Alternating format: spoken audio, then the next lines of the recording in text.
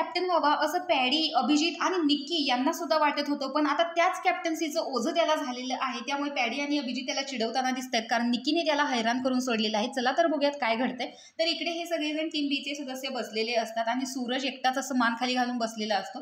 तर पॅडी म्हणतो की मलाच कॅप्टन व्हायचं आहे, मीच कॅप्टन होणार, अशा सगळ्या गोष्टी तू बोलत होतास. कळतंय आता कॅप्टन झाल्यावर कसं असतंय, मलाच दूध पाहिजे, हळद घातलेलं दूध मीच पिणार, अशी तुझी अवस्था होती, घे कॅप्टन्सी आता. तर अभिजित म्हणतो अजून 4 दिवस आहेत. पॅडी म्हणतो 4 काय, अजून 5 दिवस आहेत. तर वर्षाताई इकडे तोंड फुगून बसलेले असत. अभिजित म्हणतो बघ तुझ्यामुळे त्या सुद्धा आमच्यावरती भडकलेल्या आहेत, तर मी काय करू असं सूरज म्हणतो. तर ते आम्हाला नको सांगूस, वर्षाताईंना सांग. तर तो तिच्याकडे तोंड करतो वर्षाताईंकडे सांगतो, ताई ती आता ऐकतच नाही पोरगी, तिला किती समजावलं तरी ऐकत नाही. तर वर्षाताई म्हणतात की तू सांग ना समजावून, जसं मी सांगत होते. तर सूरज म्हणतो मी कोण आहे तिनं माझं ऐकायला.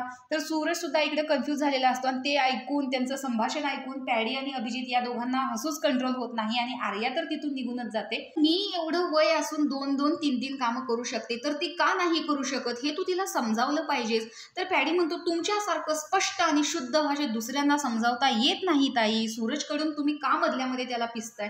तर वर्षा सांगते की लेकी बोले सुने लागे असं काहीसं असतं ना, म्हणून मी सूरजला समजावण्याचा प्रयत्न करते. तर या दोघांचं हसू म्हणजे अजिबातच त्यांना कंट्रोल होत नाही. वर्षाताई आणि सूरज बोलत असतात, 100 दिवसात जर मी जगले वाचले तर मी तुमचे उपकार कधीच विसरणार नाही. म्हणजे अभिजित आणि पॅडी दादा तुमचे उपकार मी कधीच विसरणार नाही असं वर्षाताईंचं इकडे म्हणणं असतं. तर सूरजची ते चांगलीच इकडे खिल्ली उडवताना दिसत आहेत आणि बाहेर गेल्यावर तर आपण नक्कीच भेटू आणि बोलू की आठवतंय त्यावेळेस असं झालेलं होतं, ते तर मी तुम्हाला खूप ऐकवणार आहेत असं वर्षाताई म्हणतात. तर अशा पद्धतीने सूरजला कॅप्टन करण्यासाठी निक्की उत्सुक होती, परंतु आता मात्र तिने नाकात दम केलेला आहे असं दिसते. त्यामुळे सगळेच त्याची खिल्ली उडवत आहेत. सूरजची सगळेजणच इकडे मजा घेत आहेत. तर तुम्हाला हे बघून कसं वाटलंय कमेंट बॉक्समध्ये नक्की सांगा. अशाच अपडेटसाठी आपल्या चॅनल सबस्क्राईब करा. बाय.